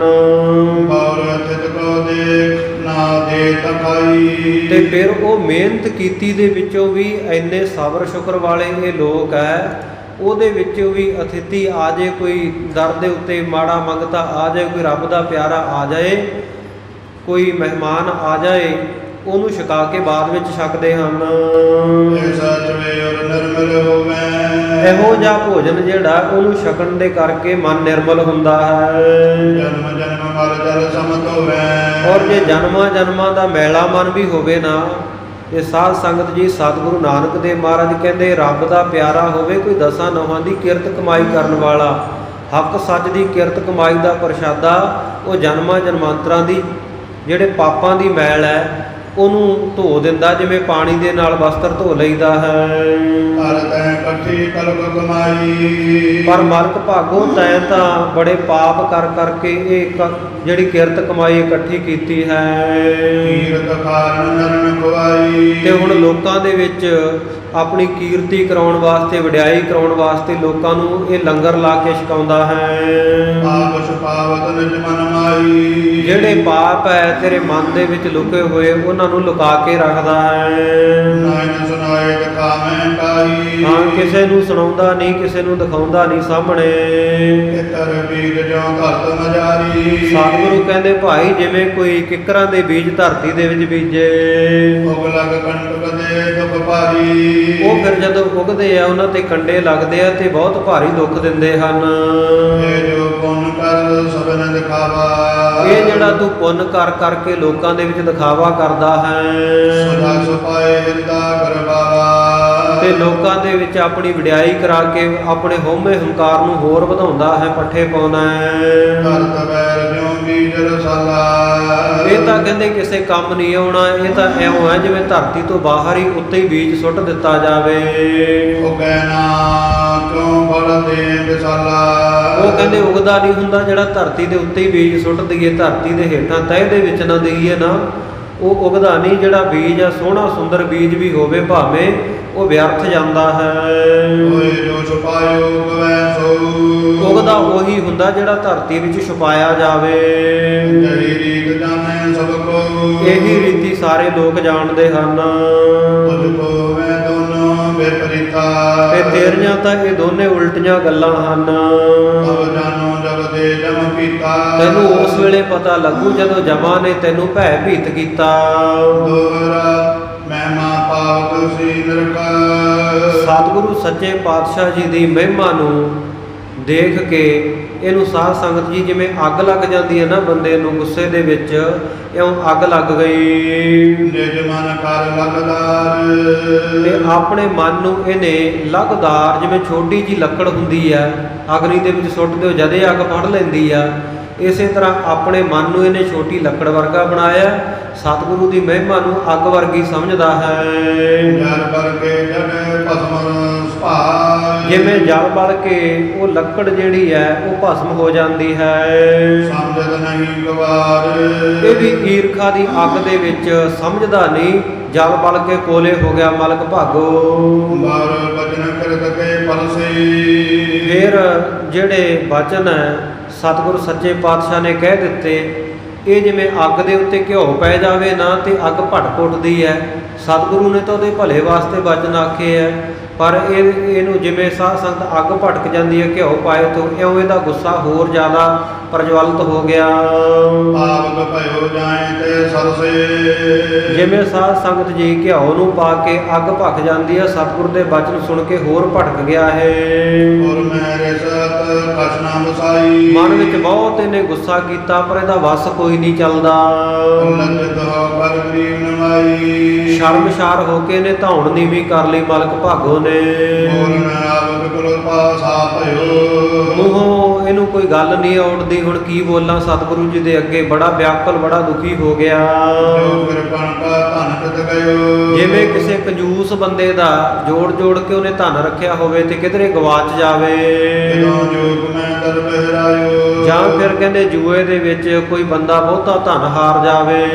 ਚੋਰ ਜਾਰ ਜਿਉ ਬੋਲ ਨਾ ਆਇਓ। ਤੇ ਕੋਈ ਚੋਰੀ ਯਾਰੀ ਕਰਨ ਵਾਲਾ ਜਿਹੜਾ ਮੌਕੇ ਦੇ ਉੱਤੇ ਫੜਿਆ ਜਾਵੇ, ਜਿਵੇਂ ਉਹਨੂੰ ਅੱਗੇ ਕੋਈ ਬੋਲ ਨਹੀਂ ਆਉਂਦਾ ਹੁੰਦਾ, ਜਵਾਬ ਨਹੀਂ ਆਉਂਦਾ ਹੁੰਦਾ।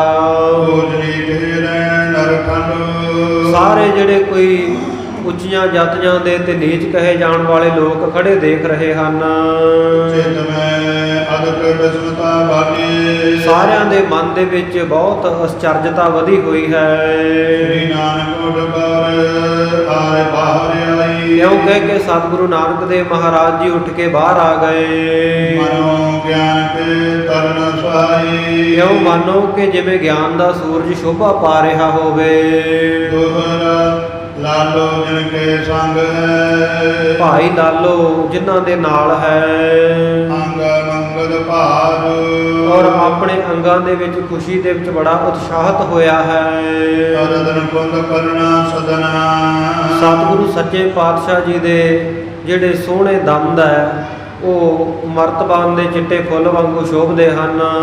ਬਦਨ ਸੋਢ ਕਨ ਰਾਜ। ਤੇ ਸਤਿਗੁਰੂ ਜੀ ਦਾ ਬਦਨ ਚਿਹਰਾ ਜਿਹੜਾ ਇਹ ਉਡਗਨ ਰਾਜ, ਤਾਰਿਆਂ ਦੇ ਰਾਜੇ ਭਾਵ ਪੁੰਨਿਆਂ ਦੇ ਚੰਦਰਮਾ ਵਾਂਗ ਸ਼ੋਭਾ ਪਾਉਂਦਾ ਹੈ। ਭਾਈ ਆਨ ਸਤਨ ਮੈਂ ਪ੍ਰਭੂ ਬਿਰਾਜੇ। ਭਾਈ ਲਾਲੋ ਦੇ ਘਰ ਆ ਕੇ ਸਤਿਗੁਰੂ ਨਾਨਕ ਦੇਵ ਜੀ ਫਿਰ ਬਿਰਾਜ ਗਏ। ਕੀ ਕਰਨਾ ਜਮ ਦੁਖ ਭਾਗੇ। ਜਿਤ ਸਤਿਗੁਰੂ ਨਾਨਕ ਦੇਵ ਜੀ ਦੀ ਕਿਰਪਾ ਦੇ ਨਾਲ ਜਮਾਂ ਦੇ ਦੁੱਖ ਭੱਜ ਜਾਂਦੇ ਹਨ। ਔਰ ਮੈਂ ਬਿਤਰਿਓ ਬਿਰਤਾਂਤ। ਇੱਧਰ ਪੂਰੇ ਐਮਨਾਬਾਦ ਨਗਰ ਦੇ ਵਿੱਚ ਇਹ ਸਾਰਾ ਵਰਤਾਂਤ, ਸਾਰਾ ਪ੍ਰਸੰਗ, ਸਾਰੀ ਘਟਨਾ ਦੀ ਜਿਹੜੀ ਗੱਲਬਾਤ ਫੈਲ ਗਈ। ਮਿਲ ਕਰੇ ਪਦ ਪਰ ਬਾਤਾ।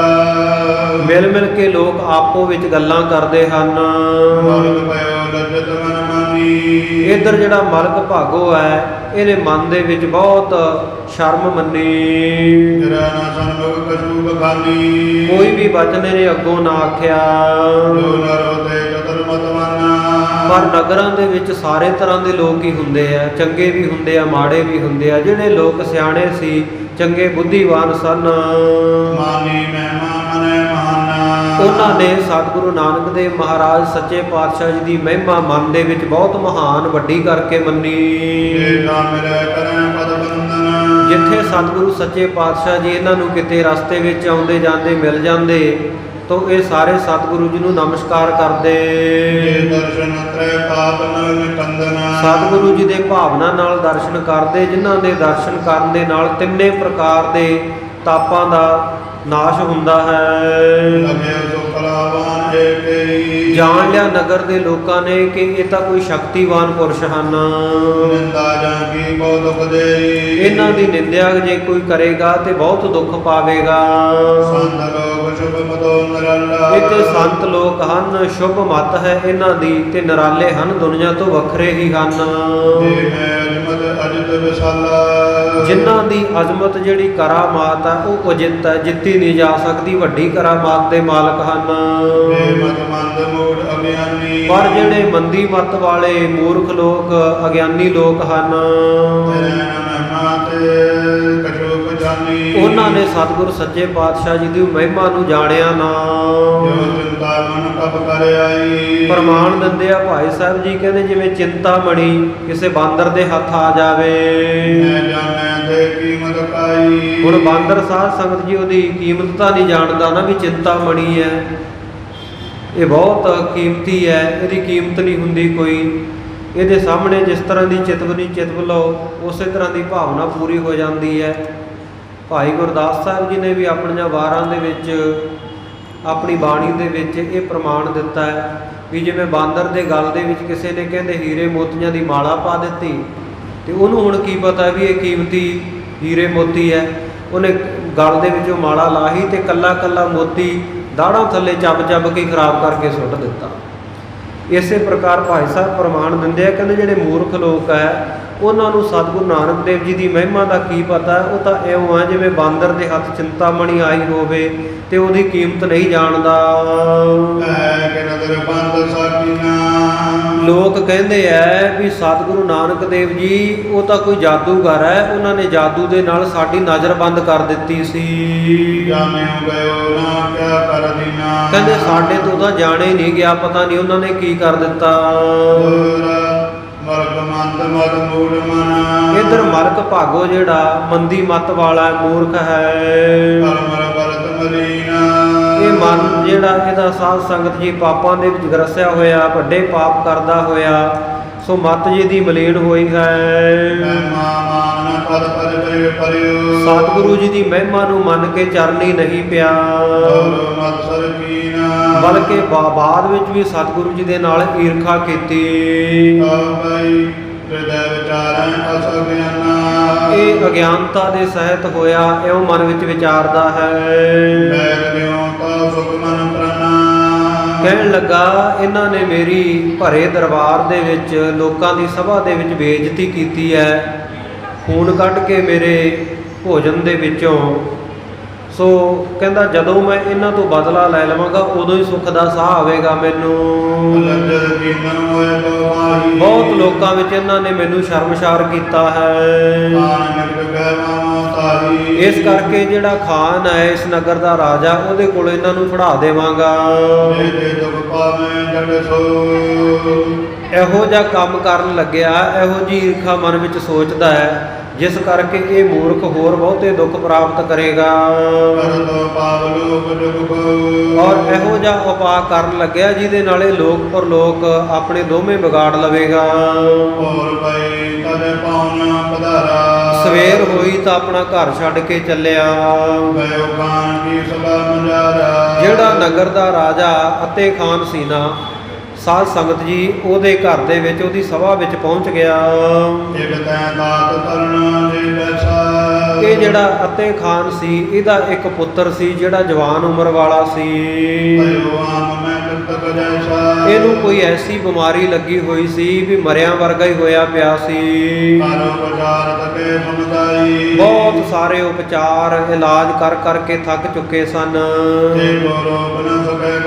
ਪਰ ਕੋਈ ਇਹਦਾ ਰੋਗ ਨਾ ਗਵਾ ਸਕਿਆ, ਇਹਨੂੰ ਠੀਕ ਨਾ ਕਰ ਸਕਿਆ। ਜਦੋਂ ਮਲਕ ਭਾਗੋ ਇਹਦੇ ਕੋਲ ਗਿਆ ਤੇ ਰਾਜਾ ਪੁੱਛਦਾ ਹੈ, ਕਹਿਣ ਲੱਗਾ ਮਲਕ ਭਾਗੋ ਮੰਤਰੀ ਜੀ ਮੇਰੇ ਪੁੱਤਰ ਨੂੰ ਆਰਾਮ ਨਹੀਂ ਆ ਰਿਹਾ। ਬੜੇ ਇਲਾਜ ਕਰਾਏ ਪਰ ਕੋਈ ਉਪਚਾਰ, ਕੋਈ ਚਾਰਾ ਚੱਲਿਆ ਨਹੀਂ। ਹੁਣ ਕੀ ਕੀਤਾ ਜਾਵੇ? ਬੜੇ ਤਰ੍ਹਾਂ ਤਰ੍ਹਾਂ ਦੇ ਇਲਾਜ, ਦਵਾਈਆਂ, ਜੜੀ ਬੂਟੀਆਂ ਇਹਨੂੰ ਦਿੱਤੀਆਂ ਹਨ। ਇੱਥੋਂ ਤੱਕ ਗੌਂਸ ਪੀਰ ਜਿਹੜੇ ਆ, ਪੀਰ ਫਕੀਰ ਵੀ ਸਾਰੇ ਬਣਾ ਕੇ ਦੇਖੇ। ਜਿਸ ਪ੍ਰਕਾਰ ਦਾ ਵੀ ਕਿਸੇ ਨੇ ਕੁਝ ਮੇਰੇ ਕੋਲੇ ਆ ਕੇ ਉਪਾਅ ਕਹਿ ਸੁਣਾਇਆ, ਉਹੀ ਗੱਲ ਮੈਂ ਹਿਰਦੇ ਵਿੱਚ ਵਿਸ਼ੇਸ਼ ਕਰਕੇ ਮੰਨ ਕੇ ਕੀਤੀ। ਜਦੋਂ ਭਾਗੋ ਨੇ ਗੱਲ ਸੁਣੀ ਨਾ ਰਾਜੇ ਦੇ ਕੋਲੋਂ ਮਨ ਵਿੱਚ ਵਿਚਾਰਦਾ ਜੋ ਹੈ। ਚਾਹਤ ਸੋ ਕਾਰਜ ਬਨਿਆ। ਕਹਿੰਦਾ ਬਈ ਜਿਹੜੀ ਗੱਲ ਮੈਂ ਚਾਹੁੰਦਾ ਸੀ ਉਹ ਕੰਮ ਤਾਂ ਆਪੇ ਹੀ ਬਣ ਰਿਹਾ ਹੈ। ਬੋਲਿਓ ਦੁਟ ਮੰਦ ਮਤ ਮਾਨੀ। ਇਹ ਜਿਹੜਾ ਦੁਸ਼ਟ ਹੈ, ਮੰਦੀ ਮਤ ਵਾਲਾ, ਮਾਨੀ ਹੰਕਾਰੀ ਹੈ, ਮਲਕ ਭਾਗੋ ਬੋਲਿਆ ਉਸ ਵੇਲੇ। ਤੇ ਨਰਕ ਪਾਏ ਦੁਖ ਖਾਨੀ। ਇਹੋ ਜਿਹਾ ਵਚਨ ਇਹਨੇ ਬੋਲਿਆ, ਇਹੋ ਜਿਹੀ ਗੱਲ ਕੀਤੀ ਜਿਹਦੇ ਨਾਲ ਇਹ ਦੁੱਖਾਂ ਨੂੰ ਪ੍ਰਾਪਤ ਕਰੇਗਾ, ਨਰਕਾਂ ਵਿੱਚ ਜਾਵੇਗਾ। ਗਾਓ ਫਕੀਰ ਕੰਮ ਲੈ ਕੋ। ਕਹਿਣ ਲੱਗਾ ਜੀ ਕੋਈ ਫਕੀਰ ਫੜ ਕੇ ਗ੍ਰਿਫਤਾਰ ਕਰੋ ਜਿਹੜਾ ਕਾਮਲ ਹੋਵੇ। ਤੁਮ ਸੁਧ ਵੇਦਨ ਖੋਵੈ ਸੋ। ਉਹ ਫਿਰ ਕਹਿੰਦੇ ਤੁਹਾਡੇ ਪੁੱਤਰ ਦਾ ਜਿਹੜਾ ਦੁੱਖ ਆ ਦੂਰ ਕਰੇਗਾ। ਤਿਨ ਬਿਨ ਰੁਜ ਤਨ ਜਾਏ ਨਾ ਕੈਸਾ। ਸੋ ਉਸ ਕਿਸੇ ਫਕੀਰ ਨੂੰ ਜੇ ਫੜ ਕੇ ਨਹੀਂ ਲਿਆਉਂਗੇ, ਕਿਸੇ ਤਕੜੇ ਕਾਮਲ ਫਕੀਰ ਤੋਂ ਬਿਨਾ ਇਹਦੇ ਤਨ ਦਾ ਰੋਗ ਜਾਵੇਗਾ ਨਹੀਂ। ਮੇਰੇ ਕੋਈ ਬਲ ਬਿਨ ਸ਼ਤਰੂ ਜੈਸੇ। ਜਿਵੇਂ ਕਹਿੰਦੇ ਆਪਣੀਆਂ ਭੁਜਾਵਾਂ ਦੇ ਬਲ ਤੋਂ ਬਿਨਾ ਸ਼ਤਰੂ ਵਸ ਦੇ ਵਿੱਚ ਨਹੀਂ ਆਉਂਦਾ ਨਾ, ਇਸ ਤਰ੍ਹਾਂ ਕੋਈ ਕਾਮਲ ਫਕੀਰ ਹੋਵੇ, ਤਕੜਾ ਰੱਬ ਦਾ ਫਕੀਰ ਹੋਵੇ, ਸੰਤ ਹੋਵੇ, ਉਹਨੂੰ ਗ੍ਰਿਫਤਾਰ ਕਰਕੇ ਫੜ ਕੇ ਲਿਆ। ਸੁਨ ਸਰਵਣ ਭਨੈ ਅਤੇ ਖਾਨਾ। ਜਦੋਂ ਇਹ ਗੱਲ ਸੁਣੀ ਤਾਂ ਉਸ ਵੇਲੇ ਜਿਹੜਾ ਅਤੇ ਖਾਨ ਰਾਜਾ ਹੈ ਉਹ ਕਹਿਣ ਲੱਗਾ, ਉਹ ਕਾਮਲ ਮੁਝ ਨਹੀਂ ਪਛਾਨਾ। ਕਹਿਣ ਲੱਗਾ ਕੌਣ ਕਾਮਲ ਫਕੀਰ ਹੈ ਇਸ ਵੇਲੇ, ਮੈਂ ਨਹੀਂ ਪਛਾਣਦਾ ਕਿਸੇ ਨੂੰ। ਐਦ ਮਲਕ ਇਕ ਨਾਨਕ ਨਾਮ। ਉਸ ਵੇਲੇ ਮੌਕਾ ਮਿਲ ਗਿਆ ਇਹਨੂੰ, ਨਾਲ ਦੀ ਨਾਲ ਮਲਕ ਭਾਗੋ ਬੋਲਿਆ, ਕਹਿੰਦਾ ਇੱਕ ਨਾਨਕ ਨਾਮ ਦਾ ਫਕੀਰ ਹੈ। ਸੋ ਕਾਮਲ ਸੁਭਜੋ ਅਬਰਮ। ਕਹਿੰਦਾ ਉਹਨੂੰ ਸਮਝੋ ਵੀ ਬੜਾ ਕਾਮਲ ਹੈ, ਬੜਾ ਪਹੁੰਚਿਆ ਹੋਇਆ ਫਕੀਰ ਹੈ।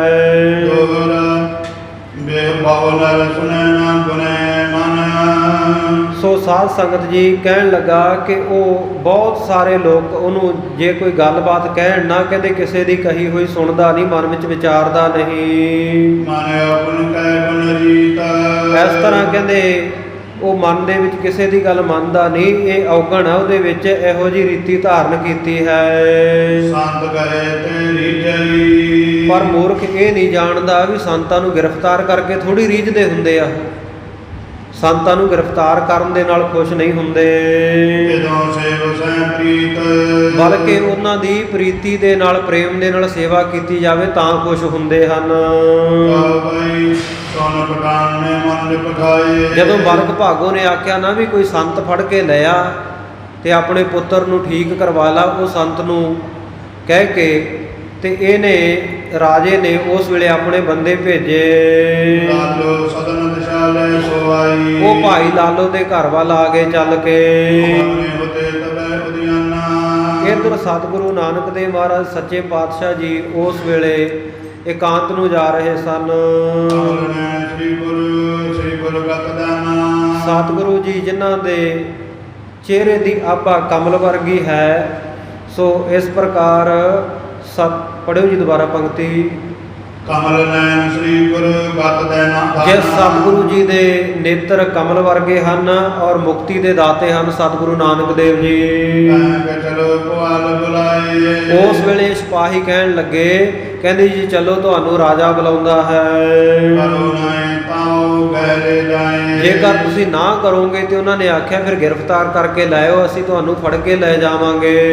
ਕਮਲ ਬਦਨ ਸੁਣ ਕਰ ਤਿਨ ਬਾਣੀ। ਉਹਨਾਂ ਦੀਆਂ ਗੱਲਾਂ ਸੁਣ ਕੇ ਸਤਿਗੁਰੂ ਸੱਚੇ ਪਾਤਸ਼ਾਹ ਜੀ ਨੇ ਗਾਉਨੇ ਸੰਗ ਨਿਰਭਤ ਸਤਾਨੀ। ਜਿੱਥੇ ਇਹ ਰਾਜੇ ਦਾ ਘਰ ਸੀ, ਅਸਥਾਨ ਸੀ, ਸਭਾ ਸੀ, ਉਧਰ ਨੂੰ ਇਹਨਾਂ ਨਾਲ ਜਾਣਾ ਕੀਤਾ। ਐਸੇ ਨਿਕਟ ਜਾਏ ਜਗਦੀਸ਼ਾ। ਸਤਿਗੁਰੂ ਜਗਤ ਦੇ ਜਿਹੜੇ ਮਾਲਕ ਹਨ ਰਾਜੇ ਦੇ ਕੋਲ ਜਾ ਬੈਠੇ।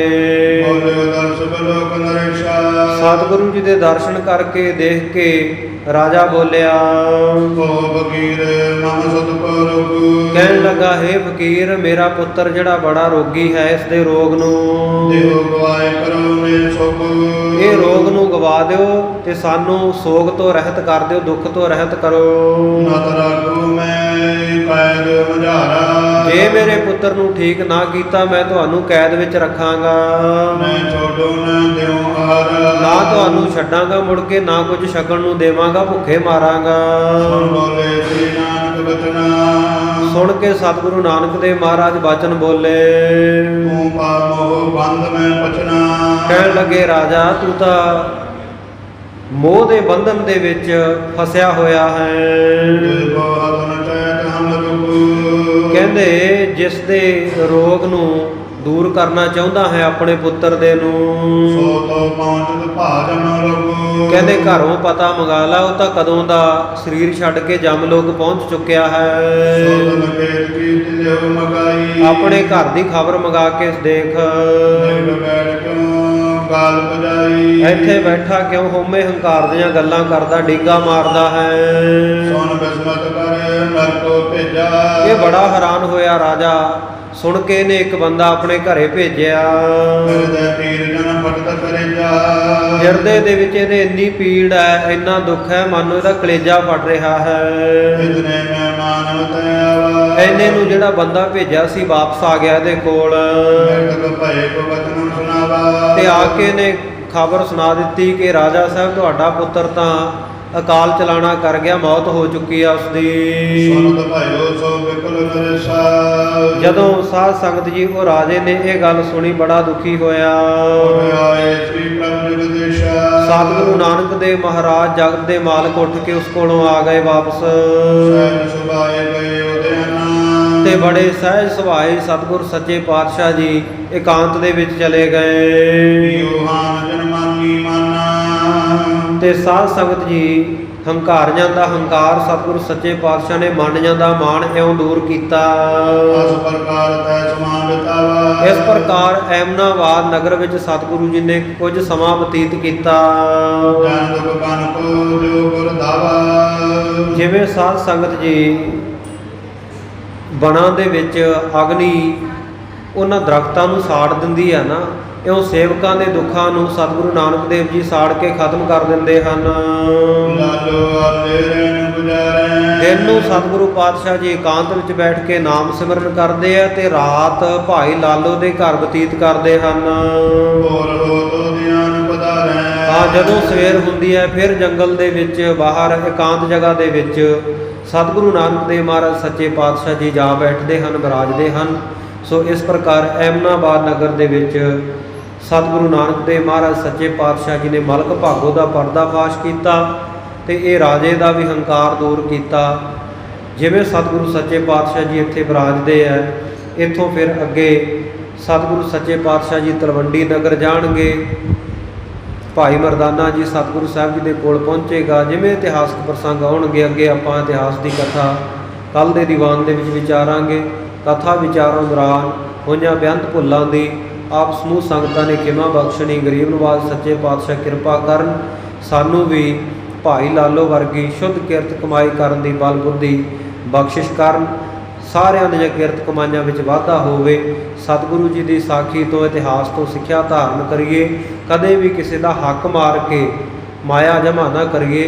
ਤੇ ਉਹਦੇ ਵਿੱਚੋਂ ਜੇ ਅਸੀਂ ਸੋਚੀਏ ਵੀ ਧਰਮ ਅਰਥੇ ਖਰਚ ਕੇ ਅਸੀਂ ਤਰ ਜਾਵਾਂਗੇ, ਸਾਨੂੰ ਲੋਕ ਪੁੰਨੀ ਕਹਿਣ ਲੱਗ ਜਾਣਗੇ ਜਾਂ ਰੱਬ ਦੀ ਨਜ਼ਰ ਵਿੱਚ ਪ੍ਰਵਾਨ ਹੋ ਜਾਵਾਂਗੇ, ਇਹ ਸਾਡਾ ਭੁਲੇਖਾ ਹੋਵੇਗਾ। ਕਿਉਂਕਿ ਗੁਰੂ ਕੇ ਗੁਰਬਾਣੀ ਦੇ ਵਿੱਚ ਮਹਾਨ ਬਚਨ ਹਨ, ਹੱਕ ਪਰਾਇਆ ਨਾਨਕਾ ਉਸ ਸੂਅਰ ਉਸ ਗਾਏ, ਗੁਰ ਪੀਰ ਹਮਾ ਤਾ ਭਰੇ ਜਾ ਮੁਰਦਾਰ ਨਾ ਖਾਏ। ਸਤਿਗੁਰ ਸੱਚੇ ਪਾਤਸ਼ਾਹ ਹਮ ਹੀ ਤਾਂ ਭਰਨਗੇ ਜੇ ਪਰਾਇਆ ਹੱਕ ਨਹੀਂ ਖਾਵਾਂਗੇ। ਤੇ ਜੇ ਸਾਧ ਸੰਗਤ ਜੀ ਪਰਾਏ ਹੱਕ ਤੇ ਗੁਰੂ ਪੀਰ ਨੇ, ਸਤਿਗੁਰੂ ਸੱਚੇ ਪਾਤਸ਼ਾਹ ਨੇ ਸਾਡੇ ਹਮਾਇਤੀ ਨਹੀਂ ਬਣਨਾ, ਸਾਡੀ ਹਮ ਹੀ ਨਹੀਂ ਉੱਠਣੀ ਕਿਤੇ ਵੀ। ਇਸ ਕਰਕੇ ਸਾਧ ਸੰਗਤ ਜੀ ਦਸਾਂ ਨੌਹਾਂ ਦੀ ਕਿਰਤ ਕਮਾਈ ਕਰਨ ਦੇ ਵਿੱਚ ਯਕੀਨ ਰੱਖੀਏ। ਜੇਕਰ ਕਦੇ ਮਨ ਭਟਕਦਾ ਵੀ ਦਿਖੇ ਤੇ ਆਹ ਸਾਖੀ ਸਤਿਗੁਰੂ ਨਾਨਕ ਦੇਵ ਜੀ ਮਹਾਰਾਜ ਜੀ ਦੀ ਜ਼ਰੂਰ ਚੇਤੇ ਕਰ ਲਿਓ। ਭਟਕਦਾ ਹੋਇਆ ਮਨ ਟਿਕਾਣੇ ਆ ਜਾਵੇਗਾ ਕਿ ਮਲਕ ਭਾਗੋ ਦਾ ਕੀ ਹਾਲ ਹੋਇਆ ਸੀ ਤੇ ਭਾਈ ਲਾਲੋ ਨੂੰ ਸਤਿਗੁਰੂ ਪਾਤਸ਼ਾਹ ਨੇ ਕਿਵੇਂ ਵਡਿਆਈ ਦਿੱਤੀ ਸੀ। ਇੱਥੇ ਵਿਚਾਰਾਂ ਨੂੰ ਵਿਸ਼ਰਾਮ ਦਿੰਦਾ ਹਾਂ। ਅਰਦਾਸ ਕਰਨੀ ਸਤਿਗੁਰੂ ਜੀ ਸੇਵਾ ਤੇ ਸਿਮਰਨ ਦੀ ਦਾਤ ਬਖਸ਼ਿਸ਼ ਕਰਨ। ਲੋਕ ਸੁਖੀਏ ਪਰਲੋਕ ਸੁਹੇਲੇ, ਨਾਨਕ ਹਰਿ ਪ੍ਰਭ ਆਪੇ ਮੇਲੇ। ਲਾਲੋ ਆਲੇ ਰਹਿਣ ਗੁਜ਼ਾਰੇ, ਭੋਰ ਹੋਤ ਉਦਿਆਨ ਪਧਾਰੈ।